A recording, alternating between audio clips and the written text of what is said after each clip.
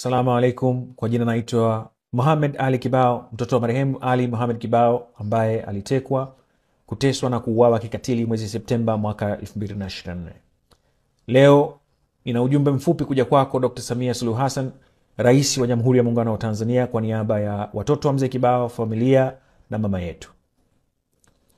Katika mauaji ya Mzee Kibao kuna mengi ambayo hatuyafahamu, lakini vile vile kuna mambo kadhaa ambayo tunayafahamu na mengine yanaendelea kujitokeza kadri siku zinavyozidi kwenda. Katika hayo ningependa nigusie mambo makubwa manne.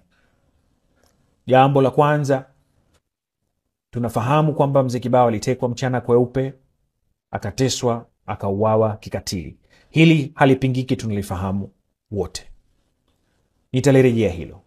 Jambo la pili ambalo tunalifahamu ni kwamba serikali yako ina uwezo na uhodari mkubwa wa kuzuia mambo usiyotaka yasifanikiwe. Mfano mkubwa na wa karibuni ni jinsi ambavyo serikali ilizuia maandamano ya Chadema. Tuliona mabavu makubwa na uonyeshaji wa uhodari kabisa katika hilo. Sasa tukitofautisha jinsi ambavyo hilo lilichukuliwa na jinsi ya utekaji na mauaji ya Mzee Kibao yalichukuliwa, sio kwamba tunataka upendeleo katika kesi hii, hapana. Isipokuwa tukiona tofauti hizi zinatupa mashaka na kutufanya tupoteze imani katika vyombo vya dola ambavyo vimepewa dhamana ya kulinda Watanzania uhai na mali zao. Jambo la tatu, na jambo ambalo lilitupa majonzi sana kama wanafamilia, ni jinsi ambavyo uliongelea swala la mauaji haya.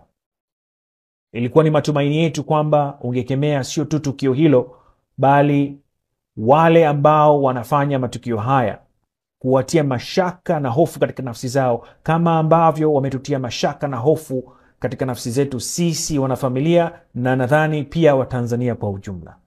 Lakini badala yake tulikusikia ukisema kwamba kifo ni kifo tu, na ulishangazwa sana kwamba kwa nini watu wametaharuki kuhusu kifo na mauaji ya Mzee Kibao. Hili linatupa mashaka na linatupa majonzi, linatukosesha faraja kama wanafamilia. Jambo la mwisho ambalo ningependa niligusie hapa na linafahamika ni kwamba Watanzania tuna hofu na tunapoteza imani na vyombo vya dola. Sasa basi, kwa nini nasema tunapoteza imani? Tunapoteza imani kwa sababu sisi kama wanafamilia, hata sisi wenyewe, siku ambayo alitekwa Mzee Kibao, siku ya Ijumaa ile, hatukukimbilia kwanza polisi, bali tulikimbilia mitandaoni kuwaomba wakina Maria watupigie kelele sisi. Na huu ni mfano mmoja katika mingi ambayo Watanzania wakiona ukiukwaji wa haki wanakimbilia mitandaoni badala ya kwenda polisi. Kwa nini pia nasema Watanzania tuna hofu? Nasema Watanzania tuna hofu kwa sababu sisi kama familia, yalipotokea mauaji ya Mzee Kibao, tulitafuta ushauri wa wanasheria Tanzania. Katika wanasheria wote tulioongea nao, hakuna hata mmoja aliyetaka hii kesi, na siwezi kuwalaumu kwa sababu na wao pia wanaweza kuwa wanahofia maisha yao. Sasa kama tunajisifia kwamba sisi ni kisiwa cha amani, ni amani ya aina gani ambayo tunayo, ambayo hata wanasheria wanashindwa kufanya kazi zao na shughuli zao za kutetea na kulinda haki za Watanzania kwa uhuru? Sasa basi, tukiyachanganya haya yote manne, Mzee Kibao kutekwa mchana kweupe na kuuawa, huona kwamba serikali ina uhodari mkubwa wa kuzuia wasiyotaka yatokee yasitokee, Rais wa Jamhuri ya Muungano wa Tanzania kuongelea swala hili kwa wepesi, kusema kwamba kifo ni kifo tu, na Watanzania kuingia hofu na kupoteza imani. Tunapoyaona haya manne, tunajiuliza kama wanafamilia na pengine Watanzania kwa ujumla, je, hawa wanaofanya haya matukio wanafanya bila kuogopa kwa sababu gani? Na hisia zetu ni kwamba wanafanya hivi kwa sababu wanahisi wana kinga ya serikali, au wanajijua kwamba wao ni mahodari zaidi kuliko serikali. Kwa sababu hawaogopi, wanafanya uwazi mchana kweupe. Sasa basi, ombi letu kwako Dr. Samia ni mambo makubwa mawili. Jambo la kwanza, tunaomba uwazi kidogo katika harakati za uchunguzi huu, kwa sababu mpaka sasa ilichukua karibu wiki 2 baada ya mauaji polisi kuja kuongea na familia.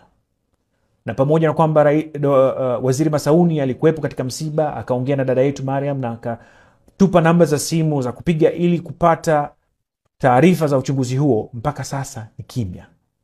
Hatuna tunalolijua. Tunashindwa kuomboleza, tunashindwa kuhitimisha. Tunaomba uwazi kidogo katika uchunguzi huu. Swala la pili ambalo tunakuomba kama Amiri Jeshi Mkuu ni kutoa kauli kali dhidi ya wale wahusika wa matukio haya.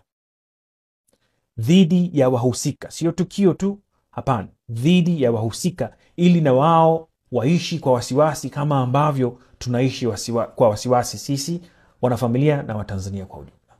Haya mawili nadhani yanaweza yakawa ni hatua za mwanzo za kurudisha imani katika serikali kutoka kwa wananchi, na vile vile sisi kama wanafamilia kutupa faraja kiasi.